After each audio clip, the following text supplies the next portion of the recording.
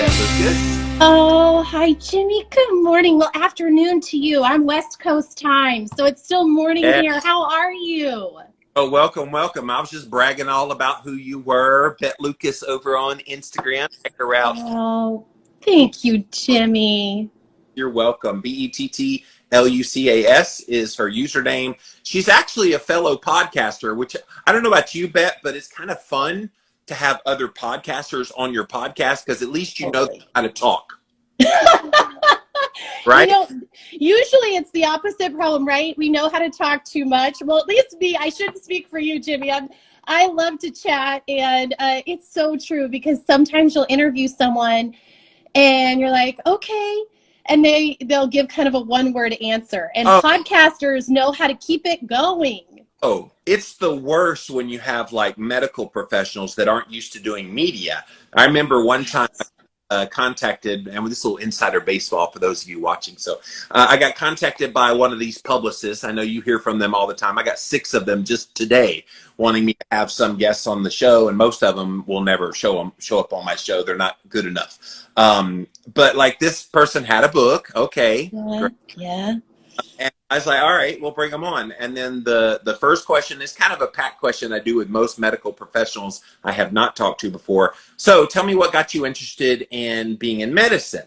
And usually that lets them wax eloquently for at least 3 to 5 minutes. I've just always been interested in medicine.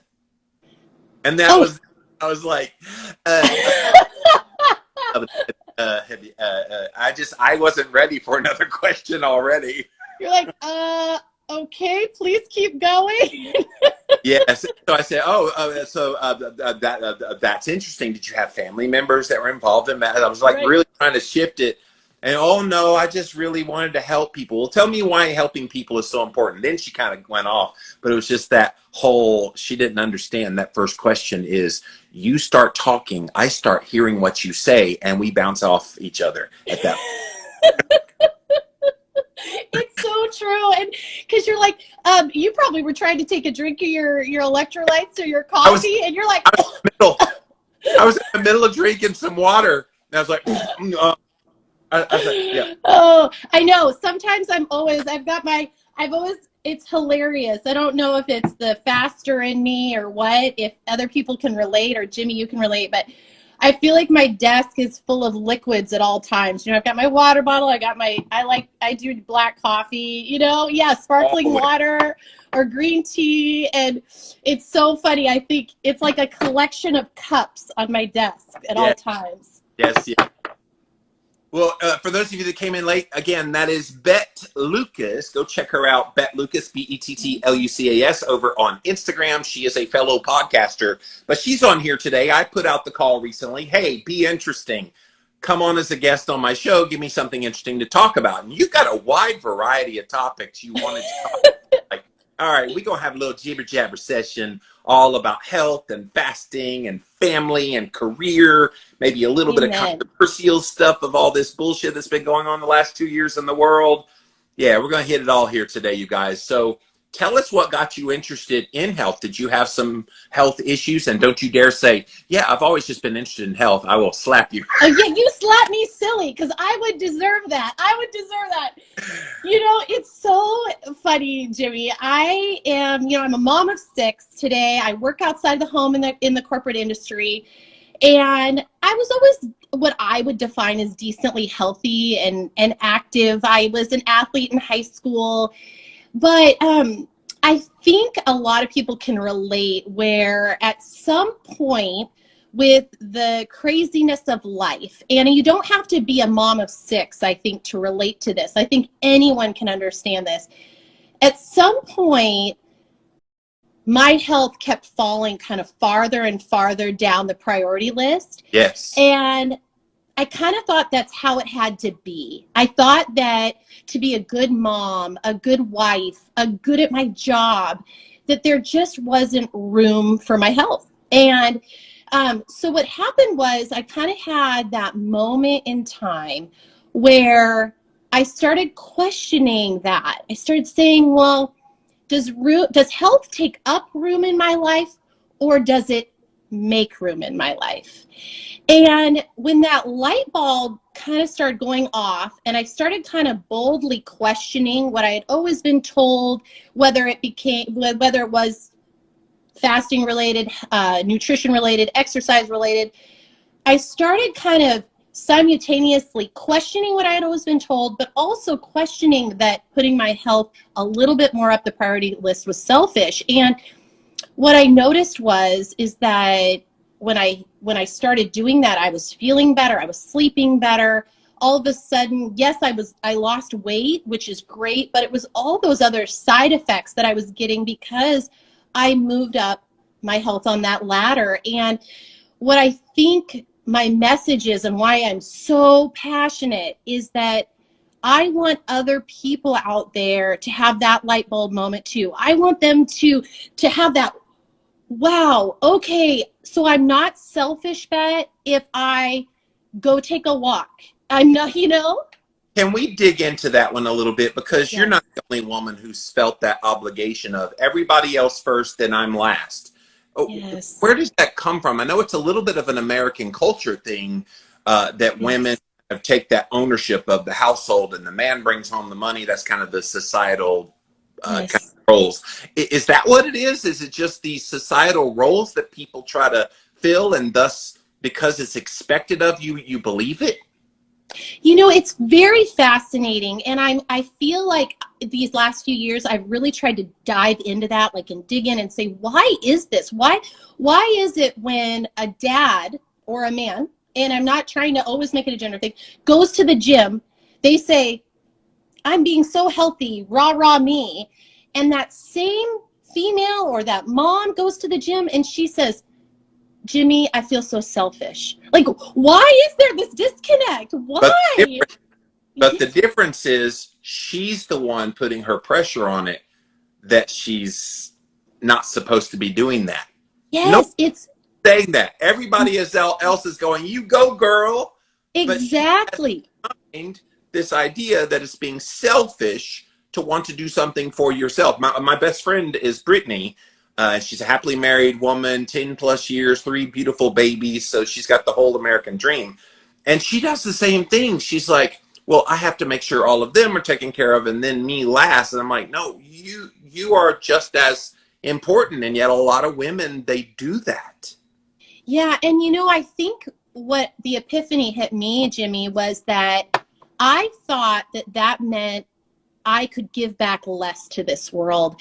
And what I tell moms is that, and women out there, especially because they're mostly who feel this way, is that no, your ability to give back just grows. It grows with your health becoming a priority. And that message isn't out there. And that's not what we tell ourselves. And, maybe it's a little bit of a religious thing too, whether you're Christian or not, whatever faith you follow.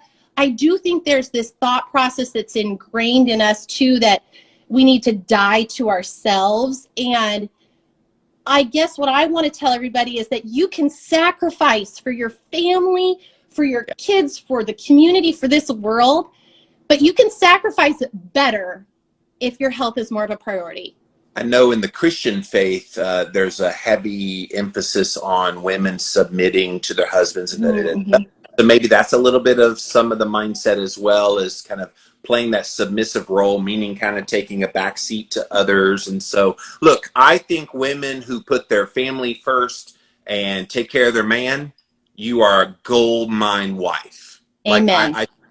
That is the epitome. But I think there does need to be, and it looks like you've done this, time carved out for you, even if it's this block to this block on this day of the week and this day of the week, that you do things that are you. And I know there's this whole self-love, self-care kind of movement going on right now. Right. And I think that's wonderful to redeem the time, because women should not be bearing the onus of all of the woes of their household. It should be equally shared by your 6 children and your husband along with you. So it's not all just on you. So you can prioritize you. Those 6 kids can be prioritized and your husband can be prioritized. Amen. Amen. And, I love there's many different analogies, but one is, when you're on an airplane and they say the air mask instructions, the oxygen mask, what do they say? You have to put it on yourself first. And it doesn't mean you're being selfish by doing that. That means that you can save others. That means you can help others. Like, that's where it's like, boom, if the pitcher of water is empty, I can't, if my pitcher's empty and I want to give you water, Jimmy, I want to feed you, I want to give you liquid. If it's empty, if mine's empty, I can't share with you. And that's where the more we can say it's not selfish, it's actually giving back more to this world, that your capacity grows. And that's where I had those light bulb moments. And now I can look each one of you in the eye today, and I can tell you that it's true. And I promise you that. You can't provide oxygen for others if you don't have oxygen yourself. That's the airplane model. Cabell says your ability to give back grows. That's my new mantra. Yes, take it up. And it's so true. And kind of, not to make this overly spiritual Christian-y, but right. There is a phrase from the Bible about redeeming the time, that when you put in effort and you do things, you can redeem time to do these other things. And that's what I hear you talking about, is you take care of yourself and more time becomes available. Whereas maybe that time before was spent on you dealing with maybe an ailment. Maybe you can't move as fast as you want to move because you don't have the energy. Yes. Maybe you didn't sleep as well. And maybe if you start living healthier, you can sleep less but more efficient. So these are all the ways that you can redeem the time. You know, I think you hit on something so important there, that if you are of a faith background, specifically if you are of a Christian background, you know, what does it say? Our body is a temple, and really we need to treat our body the best we can, the best we know how. And you hit on another thing, quality time versus quantity time. We want the most quality time with our family, and most likely the better we take care of ourselves, our longevity extends too. Now, they're not always, but in general, that is the case. And so I think, again, kind of exactly what you said, you can challenge that notion. And I just want to encourage people that you're not being selfish by just making a little bit more time for yourself, just a little bit more. Well, and the investment is for everyone. That's kind of the missing link here. Everybody's like, well, they feel like it's selfish. Well, it's not just about Bett. It's about it's not. And that hunka burning love you married. Yeah, exactly. By the way, what are the ages of your 6 children? Sure. So my oldest is 11, and then we just had a bunch of birthdays, Jimmy. So we go 11, 10, 7, almost 8, 6, almost 4, 9 months. So we had a baby last year, and she is the love of our life. Her name is Vivi, and I joke that she's not really my baby, Jimmy, that she's the world's and the kids' baby, because I swear I never get to hold her, because all my kids are like, Mom, my turn, Mom, my turn. Oh, Vivi's so cute. And it's great. First 5, that's probably a little bit of a relief for you, because for the first 5, you were just like, okay, if I have to be woken up at 2 a.m. one more time. Oh my gosh, you're so right. And you know, I had the first 4.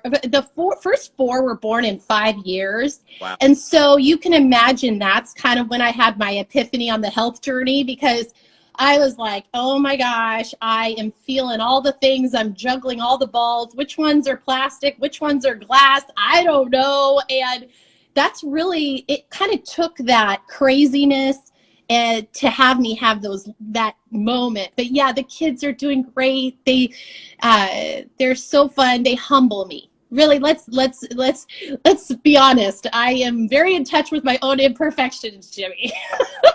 Yeah, thinking through all those ages you named out. In the 5 years, let's see how well, because that's when the terrible teenager kind of years happen. Pray for me, please. Everybody here, just pray for me. And I need all the tips. And I might share tips with each one of you, but heck, I'm going to need a lot of them. Breathable. Whether you're going on a plane, having to go into a store and wearing this thing, playthemaskgame.com is how you can get this mask. They come in all kinds of colors and everything. In fact, right there, you can see right through it what it is, but when you're wearing it, it does not look like it's anything different, but it's breathable, baby. Playthemaskgame.com. You've got a decade plus of teenage years that are just gonna just be stacked one right after the other after the other. I know, and I'm kind of hopeful. Now, this is where you're going to be like, I've heard this word toxic positivity lately. I'm like, well, this could be, I could be accused of this in this moment, maybe, but I'm hopeful. Every once in a while, I'll talk to a mom with teenagers, and she goes, you know what, Bett? It hasn't been as bad as they told me. It actually, there's been a lot of cool things, and I guess I'm trying to be an optimist that I know it'll still be hard. It'll come with its own challenges, especially in today's day and age. I think it's just hard with technology, and that's where that's what I'm more scared about the teenage years, is how to handle technology with kids and all of that. But I'm hopeful that our teenage years are fun and yes, challenging, but not as bad as sometimes people make them out to be, that my kids don't become strangers. I don't want that. I think a lot of that is on the parents. And if you kind of set up an open relationship with your kids, not make them feel like they're in fear. I grew up in a traumatic kind of household, physically, mentally, and it was bad. And so I did not, so there was no way I was going to trust anything. And I didn't feel loved. Let's just put it that way. So what I hear you saying is you and your husband have cultivated a really nice, loving environment. So you're right. I think that does play a huge role. Courtney's right there with you, by the way. She says, I have 5 kids from 9 years down to 9 months. So she's got one. Oh, Courtney, we're very similar. Yes, yes. Well, let's dig into health, because you're way into health. What is the nutrition like? Definitely. So when early on in my journey, I kind of went on a more Whole30 approach. I was trying to cut out more dairy. Yeah, it was great. It was a really good jumpstart. And I think the reason it worked for me, Jimmy, initially was I had tried a lot of things. I had gone kind of lower carb. I had, tried exercising more. But you know what I think was really my problem? And I think a lot of people here today, this could be theirs, is that I think I was just overdoing the cream in my coffee.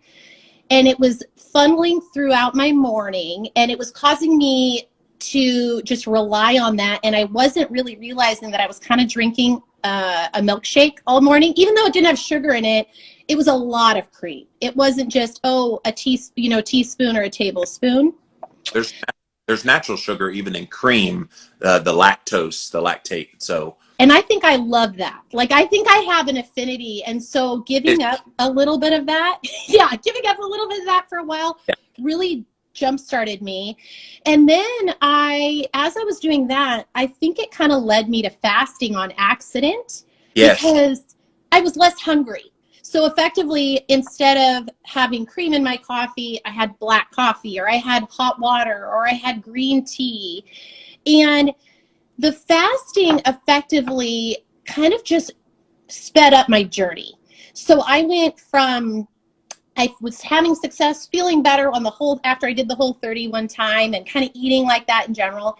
And then I started doing just what I didn't realize at the time was intermittent fasting. And I all of a sudden was seeing like really dramatic results that I had been trying, Jimmy, for a long time. And I was really frustrated, and my body had like a new set point. Like, it was like I couldn't break through. I had tried a trainer. I had tried all these things. And I feel like those two things. And then I started looking at my diet a little bit more, and what has worked for me, that I'm not saying has to be the tool for everybody, but I really do try to build my plate around a protein, and then fat does play a good role as a lever, as something that gives me kind of like a comfort. And then I do eat vegetables and carbs, but I don't go I don't go as crazy. And I noticed for me, early in my journey, I had to be a little bit more conscious of that. And then now that I've found these tools and kind of combine them, I'm already back to my pre-baby weight before my sixth, which is kind of crazy to me because it kind of happened much faster. But I think I had all these tools. And then alcohol's the last one that I hate to bring up, and I hate to be like the bearer of bad news, but anyone who follows me knows that I am not anti-alcohol. I love I love a good Sauvignon Blanc. I love to have a martini. I love them. That's the problem. And I have realized, though, that if I drink too many nights a week, if I have more than a certain glasses of wine, that inhibits my health journey, bottom line. And I think a lot of women out there are going around drinking coffee all morning. They're not fueling themselves correctly. They're not building their plate around a protein. They're kind of nibbling throughout the day. And then they're having a few extra glasses of wine with their significant other or by themselves at night. And then they're wondering why they feel like crap. They're not sleeping. You are bringing up something that I think is so critical, that the difference between not getting the results you want and getting them is so small. It's just a matter of shifting things around, eliminating this, adding in that. It's nothing huge. Everybody thinks, oh, in order for me to make a change in my diet, it has to be huge. No, I mean, they could look at what you eat, eating a protein, the appropriate amounts of fat that naturally come with it, vegetables and carbs, and then they say, okay, which of those things, if anything, do I need to add, take away? Maybe the carbs, because I'm a little more insulin resistant or I have severe type 2 diabetes. Let's limit those down. Let's see what that does. And look, Whole30 taught you one thing majorly. Melissa Hartwig, I think, was brilliant coming up with that. Go check out Whole30. I love that, you guys. It Starts with Food, I believe, was their first book they did where they explained the program. It's an elimination diet, and it's wonderful. But I think what it does is, yes, it eliminates things to start, and then you bring them back one at a time to see what you're sensitive to. And I love what you're saying here, because yes, I'm the keto guy. Everybody knows me as the keto guy, but like, I don't care how you eat. I want you to find what works for you. And you do that through experimentation and through N=1 testing. And it's something that I think is a lost art these days. I completely agree. I always reference the tool belt approach, and I want to have as many tools in my tool belt as possible. And then maybe today I'm using more my intermittent fasting tool, or maybe I'm using kind of that and building my plate around the protein. But you know, what's interesting is I kind of had to retrain myself, Jimmy, that eating all the time wasn't working for me, even healthy foods, you know. And I think a lot of us, we think, well, we are snacking all day and it's healthy. I've got my nuts, I've got my string cheese, I've got, you know, my apple. And if you're looking through to break through those points, a Whole30 initially approach, but then adding kind of some fasting and eating more meals versus snacking, it can really, I think, change your whole trajectory on your journey. And at least for me, it did. And I lost over 40 pounds. And but you know what I really do is I feel really good. I really feel good. Yes. And the game changer for me when I found ketosis, for example, when I started eating, was how I just forgot to eat. I remember when I first was kind of experimenting, this is back in 2012, when I was experimenting with nutritional ketosis, I was doing it and I was like, wait a minute. I look at the clock and I go, it's been 24 hours since I last ate. I forgot. Now, this is the guy that used to down Ding Dongs, Ho-Hos, Doritos, Coca-Cola, Big Macs like it was going out of style, and eating every 2 hours, had to have something in the mouth all the time. And suddenly now I don't even think about food. And even here's something, let's see if this happened to you. I don't even look at food as pleasure like I used to. It's not something I look forward to having a meal, blah, blah, blah. No, it's just fuel. It's putting gas in my gas tank in my car. Yeah, it tastes good. I'm not going to say it doesn't taste good, but I don't look at it that way. I now view it as fuel. And that's a mindset switch that if you can get there and look at food as fuel, it's a game changer. Huge, huge. And, you know, so many of us do need to go through a little bit of rewiring. We do need to do some mind work at first. And some of that is just assuring ourselves that we don't need to eat every 2 hours. We do not need to, but we also need to, when we eat foods that help us go the distance and not need to snack. And that's what you did. And enough food. That was the thing too, that we've been taught scarcity and portion control and calorie control for just about our whole lives. And where's that gotten us? More and more frustration, more and more hunger, that when you do go on a diet, you're biting your nails until your next meal because you're trying to white knuckle it. And it's like, no, that's not natural. Even thinking ancestrally, how did caveman, paleo man actually eat? They would have an animal kill. They would eat the crap out of that animal kill. Mm-hmm. And then they would go days upon days upon days without any food at all. And yet they still had the energy to go out with a spear and go get another animal kill. And that's how they survived. And so for us to think that it's natural to have breakfast, snack, lunch, snack, dinner, snack, midnight snack. I remember Taco Bell called the midnight snack the fourth meal. And I'm going, we didn't need 3. I love that. No, it's so true, but we've been so wired. I mean, did you ever have this experience, Jimmy, when you go to an airport? Like, I'd be like, okay, well, on the way to the airport, I got to get my latte, and because I didn't have breakfast. And then when I get to the airport, I've got to have all my snacks, and I've got to get breakfast there. And it's such a freeing feeling that you're like, I do not need to. I can go on that airplane. I can have my water filled up. I can order a club soda or a sparkling water on the plane if I want. And then when I actually eat, like, it's just, to me, to be honest, like, I look at how complicated we've made it, where we just think we need to eat all the dang time. And then you just eat better, because once you actually do eat, you're not grazing on your kids' Cheerios and their leftover macaroni and cheese. You're actually saying, no, I am worthy of a good meal now that it's time to eat.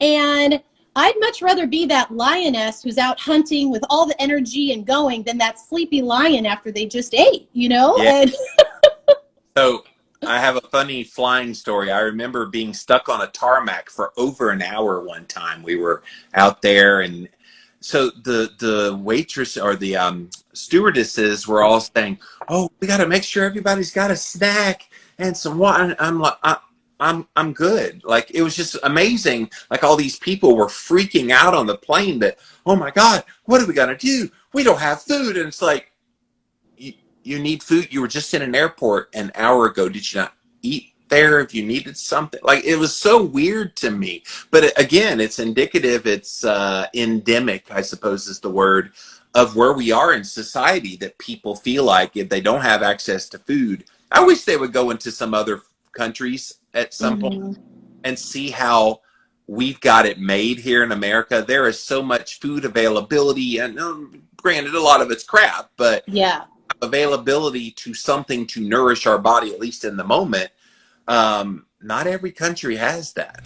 Element contains a science-backed electrolyte ratio, 1,000 milligrams of sodium, 200 milligrams potassium, and 60 milligrams of magnesium, with none of the junk, no sugar, no coloring, no artificial ingredients, no gluten, no fillers, no BS. Add Element today and see how much better you feel and perform.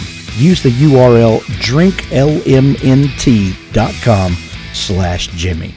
Yeah, they don't. And, you know, I think there's so much good information out there. Have you ever seen the book called Body Love by Kelly Levesque? Because she was starting to challenge that notion too about snacking and the need.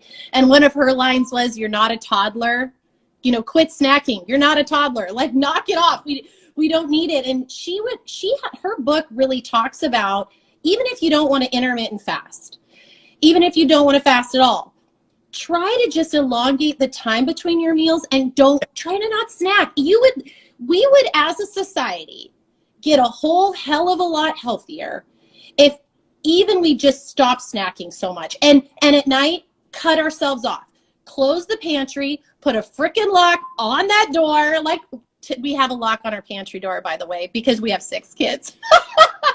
a key padlock.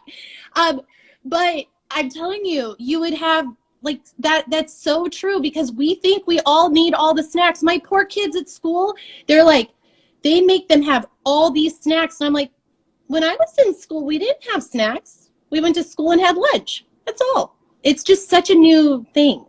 It is a very new thing. I remember I coached a kids soccer team at my church at the time. And yeah, they were like, okay, what parents bringing the snack to the practice and what parents bringing the snack for after the game on Saturday? And I'm like, do they need one? Like literally the snack. If it was a banana and maybe a juice or something, okay, maybe. But no, it's like high C in a box. It was animal crackers and chips. And I'm going, no, like they just ran off all of this glucose out of their system. Now you want to replenish it with tons and tons and tons and tons. It's crap. Yeah. So it's amazing to me how far we've gone down the road of the wrong way. All at and here's the bad part. All at the holy altar of fat is killing you, cholesterol is killing you, meat is bad. And it's like all the things that they vilify. I'm like, people, take a second look at that. If they're vilifying it, it must be healthy. Yeah, well, educate yourself. Get the Chronometer app. You could get the Chronometer app. Put the foods in that people are telling you are unhealthy and compare the nutrient profile. Like just do it. And you know what? It's huge. And you'll be like, oh, my whole life I was told that red meat, eggs were bad and that my rice cake was good for me. Do some comparisons. Just don't take our word for it. Go educate yourself, because a lot of foods that I thought were bad for me and that I couldn't have for years or that were going to hurt my health journey, now I'm like, oh crap, like I was kind of missing out on some really yummy, high nutrient foods. Yeah. And so I love that you say that, because I do think you really need to challenge what you've always been told, but also educate yourself. Just look for yourself. Don't take our word for it. Yeah, there's a reason why chicken, and specifically chicken breast, is the #1 selling meat in America. And guess what the #1 selling vegetable is? This is going to blow your mind. The American Association actually did this survey of their people. What's the vegetable you eat the most? What do you think? Well, I just think of like when they always used to tell us chicken and broccoli. So I'm going to guess broccoli. Broccoli would be a good real vegetable, but their vegetable was potatoes, but more specifically fried potatoes. In other words, French fries. French fries. Vegetable. That, yes, it's grown, it's plant-based, but it's a starch. It is not a vegetable. Yeah, broccoli would be a wonderful one. Yeah, and you know what I found with starches for me is that it's interesting. I like starches accompanied with fat. And so the problem with me is it's like the double whammy of the worst thing I could have, right? Like donuts, you look at all the foods, but a baked potato for me, the reason it's a problem is that it's not just the starch component, which if I was probably just eating that plain and having a little, but I'm loading it with too much butter and too much sour cream. And I am not anti-fat. Anyone who follows me, I use fat a lot as a lever in my diet. But what I think we don't realize is sometimes those foods like a potato, it's like, well, what are you also, is anyone just eating it plain? No, they're frying it. They're putting 5 buckets of cheese on it. And although I one time had on my podcast, has been hundreds of episodes, guy that did this thing called the potato diet. And I'm not kidding you at all, Bet. He only ate potatoes, like 20 of them a day. And he would like put a little salt, a little herbs, and then slice them and eat them without butter, without sour cream, not even margarine or whatever fake butter he wanted to put on it. No, it's just straight up. And he was trying to say, if you just eat potatoes, you can still lose weight. Okay, yeah, because 20 potatoes, I don't have the math here, but not that many calories. Alexa, how many calories in a potato? One medium potato has 160 calories. Okay, it's a good amount of calories. Yeah. Getting good calories, but from a nutrition standpoint, it's all carbohydrate. There's no protein, there's no fat, and the two things in your diet that you must have in your diet, because your body can't make them, is essential amino acids and essential fatty acids. There is no essential carbohydrate acids. There's no such thing. Exactly. No, and I found on my kind of keto low carb journey, when I was kind of combining that with fasting, you know, a lever that I've been pulling now, which is interesting, is I find that when I was pursuing proteins, I was always pursuing red meat, which I love, and I'm very pro red meat. But a new thing I've been really challenging myself is how can I also incorporate more protein that's seafood based and others, just to have that additional kind of lever. Because do you ever know, I don't know, maybe that was just me, but when I first was doing keto, I was only I was limiting myself on the proteins, and now I'm like, oh, there's so many more proteins out there than I originally was using. I don't think limit your proteins. I think all the animal-based proteins are on the table. Some of them will be better than others. Like when I went to Australia, I got to try kangaroo for the first time. That is a lean-ass meat. So, I thought chicken was dry and lean. No. Kangaroo is pretty darn lean. And I was like, can I please put some butter on this to make it horrible? My Aussie fans, but yes, that was a trip. But you're right. Everything on the table. I'm doing this 100-day challenge that I'm doing, and I filled up my pantry, my refrigerator from the farmer's market, and it's got a lot of beef stuff, but it's got pork, it's got lamb, it's got some bison in there, and it's got some offal, so it's got beef heart and pork tongue, maybe. I got a variety of little stuff in there. But you're right, kind of, it's like anything else. You want to eat from a variety, not eat the same thing, because the body doesn't do well when you eat monolithically the same things over and over and over again. And I get bored. My brain is like, oh, I applaud people that are really do that, but I get kind of bored. So I love all the diversity that you just listed. Are you excited about your challenge? I think it sounds so awesome, and it just started today, right? Yeah, as of the recording of this, because this will air on my podcast in a few weeks. So it was a couple weeks ago. And so, yes, I started today, and it was hard to start because I was testing flipping my tire a couple of days ago, and I tweaked my back when I did that. So my back has been sore. I mean, it's still a little bit sore now. I went out for the walk today, and I was just like, okay, it's starting to loosen up a little bit, and it's still rough, but then I got this major headache come on, and I'm like, my God, how many physical things are going to throw at me on day one? So I'm about halfway through my long list of things I have to get done. So as soon as we're done here, I still have to flip the tire. I still got another walk. I still got to do the ice bath. I got a lot of things to do. But yeah, I'm excited. And then tomorrow, and this is a good segue to fasting, tomorrow I'm fasting.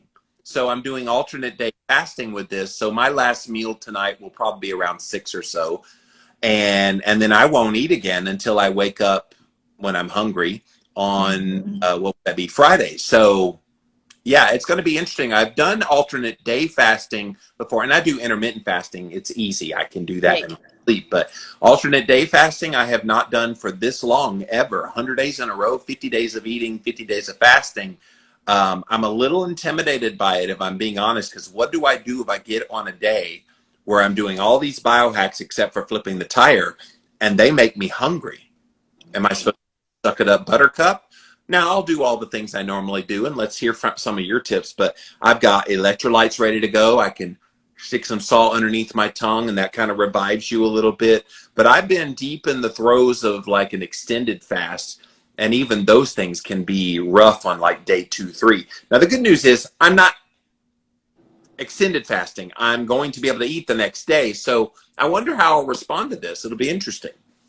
Yeah, I'm fascinated to see. I don't do ADF, but I do a mealless Monday sometimes, and it's usually Mondays. Sometimes it's another day, but I do a whole day. So where my last meal is Sunday night, and then my next meal is sometime on Tuesday, and Monday's my busiest day with work, so that fits really well. I have other people that I work with that do like on Sundays because they feel that's a reflective day for them. Or some people, it just works differently. Or if I feel like crap on a Monday and it's just not working, I just don't do it that day, or I skip that week, But I find a few things that help me, and I'm sure the same things that help you when you do kind of that model is eating enough, eating enough protein.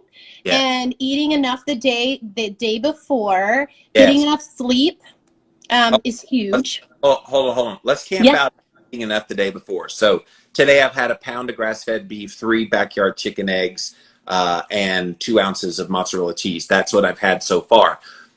Because of the headache and the back pain, I haven't felt like eating other than that. Now, I know I need to eat a hell of a lot more calories to be ready for tomorrow. So do you just push through and just eat anyway? Is that what you would say to a client? I would say 2 things. Number one, I would see if it's just the electrolyte, that it could be solved with that, because I do think a lot of times that can help your headache. I've been downing the electrolytes like a madman. I use the Rob Wolf's company, the Element. So great.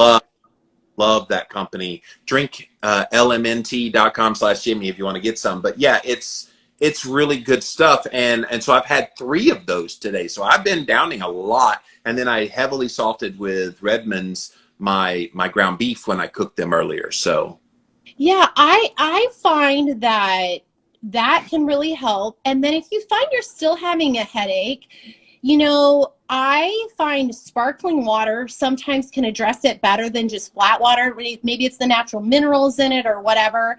And then see if you're like, you know what, I still have a headache, I'm not overly hungry. I wouldn't force yourself to eat if you're really not hungry. However, you can't go wrong with just a little bit more protein. If you're like, hey, I'm just going to add this, have some right now, a protein snack, because I think it'll help. You know what's been helpful? I've got some cold cut roast beef.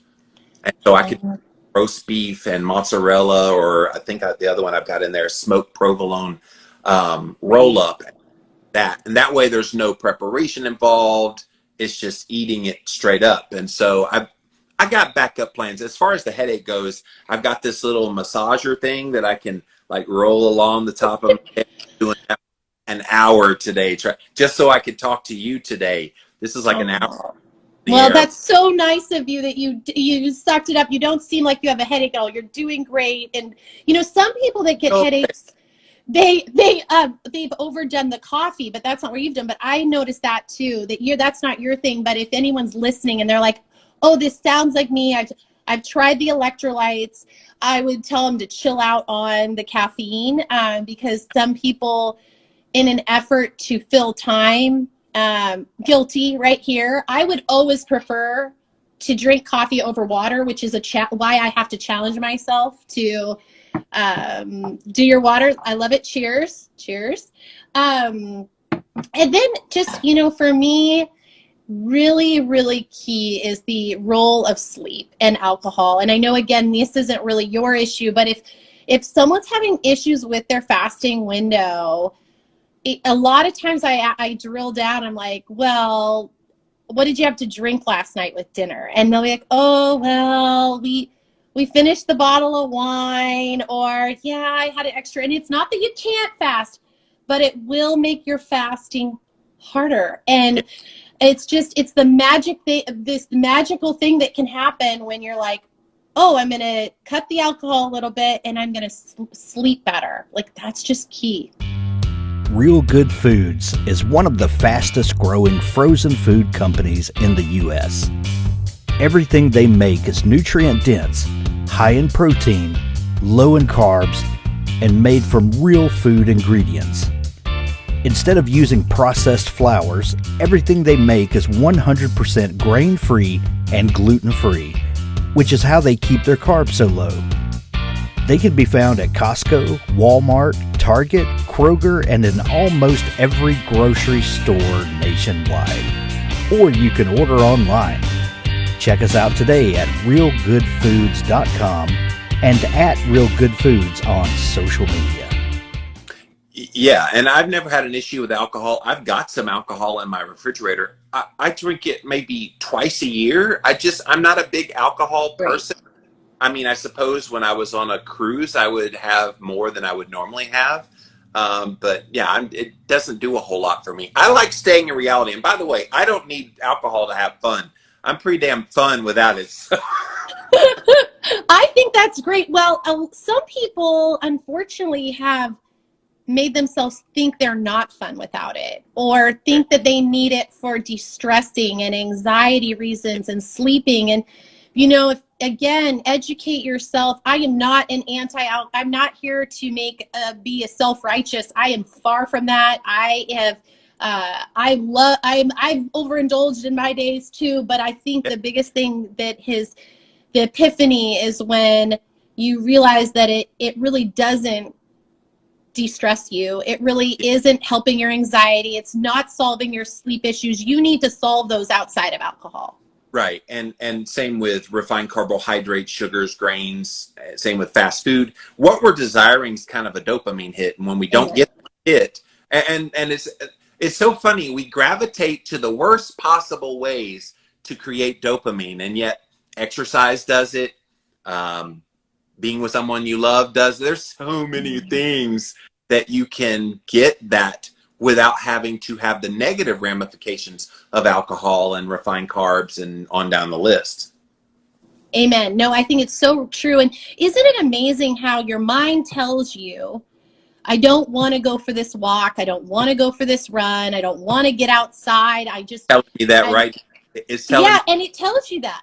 Flip that tire. It's telling me that really hard right now, Bets.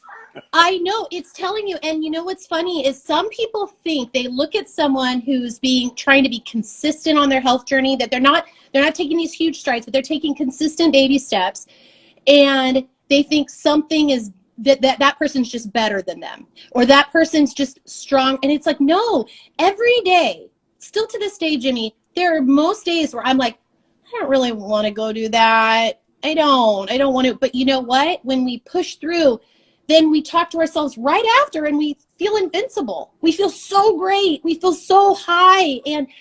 And that's where, don't think something's wrong with you.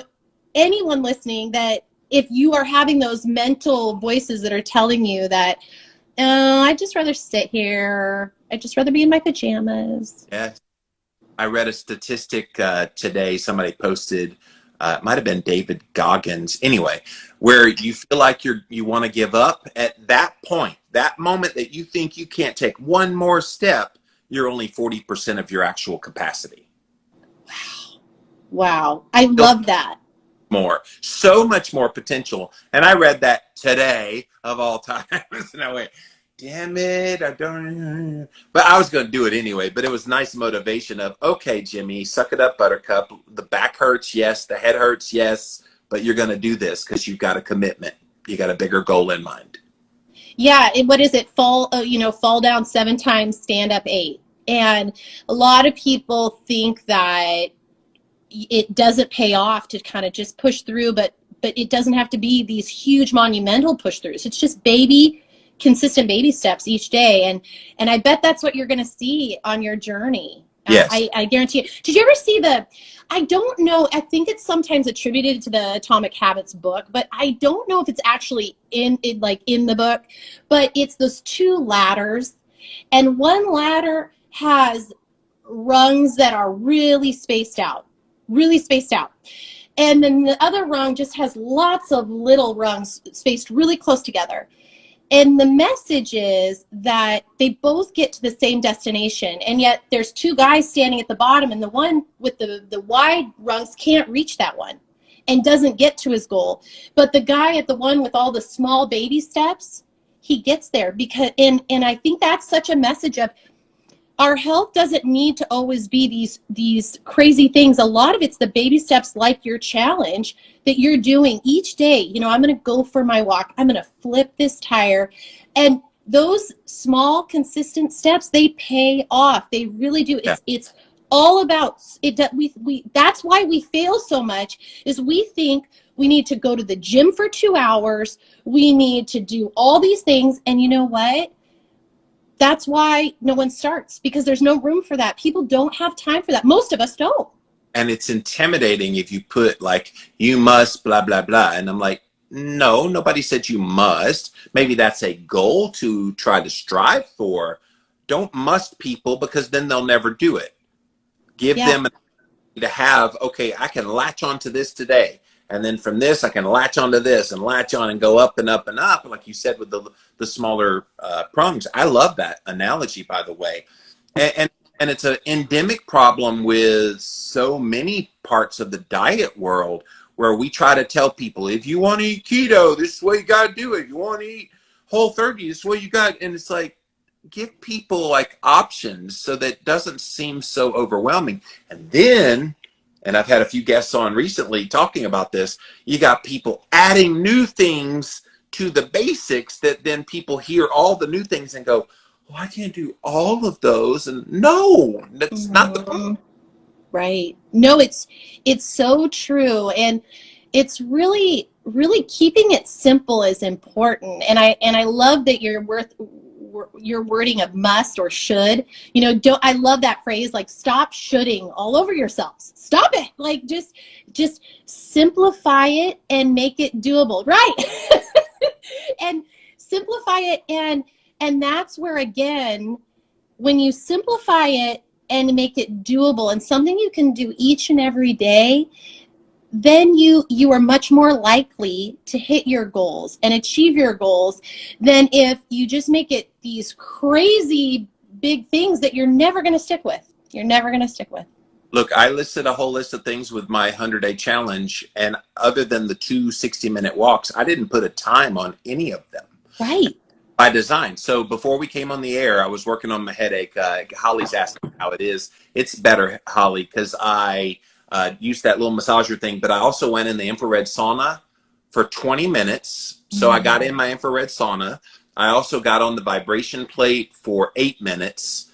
And so little things, and then I'm going to get out, and it looks like it's become sunny out there. So I'm going to go out and get a walk in, and yeah, slowly but surely we're gonna do this. But if I had put, I've got to do 30 minutes of the sauna and I have to do 15 minutes, I would already fail. I would already be behind, and it's like, why do that to people? Totally. And I love that you brought out getting outside, Jimmy. I do think that, myself included, in the past was guilty of not getting out and seeing that sun enough, and the role of vitamin D in our health, and the role of, I believe, in telling our body to release weight and release inflammation. And I noticed huge differences where when I was going into my office every day, even if I just on my lunch break, it didn't have to be a big run, went on a walk. And it was like my body was like, thank you. Like, I don't think I was seeing the sun enough. And we don't get a ton of sun in the off months here anyways in the Pacific Northwest. So I really hope people are making time to get outside and incorporate their movement together, because there's some magic that happens there. Yes, yes. And especially with all that's happened the past couple of years, we're running out of time, so I want to make sure we get to this. We need connection. We need reconnection, I think, not just to nature, which I think would be helpful, but to each other. What do you think has happened? What's going on? Where do you think this is going? Just any final thoughts on what's happening in the world? You know, I think the biggest thing that I am concerned about and what's going on is that I've always appreciated in America that we are able to have discourse and discussions. And what I am concerned about is that I am feeling from my friends that are physicians, my friends that are naturopaths, my friends that are military or police, in the police force, or no matter where they are, that there's not this ability to disagree with each other. And, you know, that concerns me, because we need to have discourse, because that's usually how we problem solve. You know, when I go to my office and I'm talking to my boss and he and I disagree on something and he's bringing up one side and I'm bringing up one side, guess what? There's, again, that word magic. There is magic that happens when minds disagree and you talk through it. And that's what's concerning to me, Jimmy, as a mom who's raising kids in a world where it feels like voices that are disagreeing with whatever someone doesn't like are being told that that's not okay. And that worries me, because I want you to disagree with me. I want to hear your side. Look, I think disagreement and having a public discourse of debate is about as American as it gets. Like, that's what makes us different. There's lots of countries around the world where the citizens aren't allowed to speak their mind. This is one of the few, or at least it was one of the few in the world where you could. And the whole idea of like scientific consensus, it used to be the scientific consensus that the earth was flat. It used to be the scientific consensus that you don't wash your hands before surgery if you're a surgeon.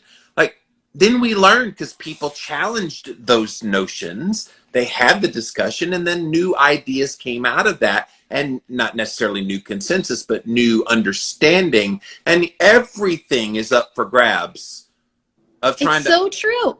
It's so true. Yeah. And peanut allergies, great example. You know, they were telling people for a long time, don't let your child be around peanuts because we think it is encouraging peanut allergies. And then guess what? Peanut allergies spiked like crazy.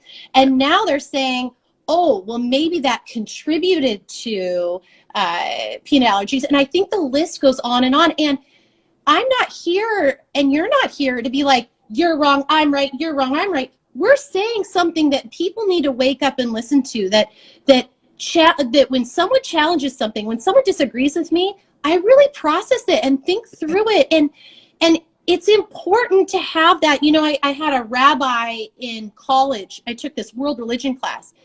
And he explained like a rug, and he said, the rug has fringe on the outside, and the fringe on the outside are the people that disagree. And guess what happens? The middle is where we come to and holds us together. But when one side is not being heard, or it's being ignored, the rug falls apart.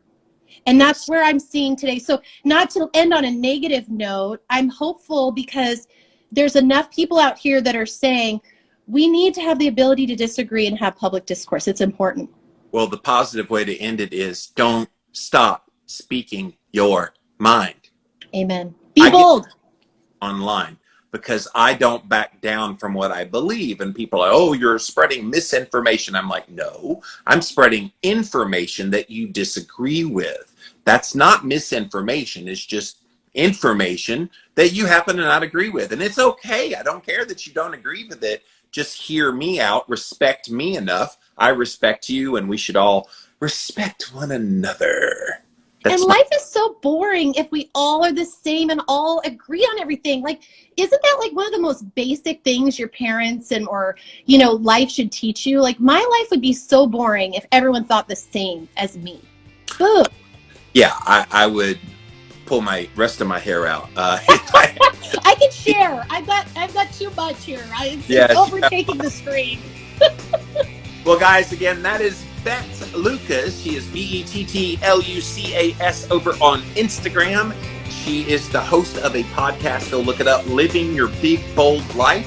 I think you invited me on, and we're going to try to make that happen here. Yes, I can't wait. Yes. And so definitely check her out. She's got a nice link tree there for all the stuff that she's doing. But Bett, you were a delight. I knew you would be. But thank you so much for being here today. What an honor, Jimmy. Wish you all the best. Thanks for having me. Can't wait for you to come on my show.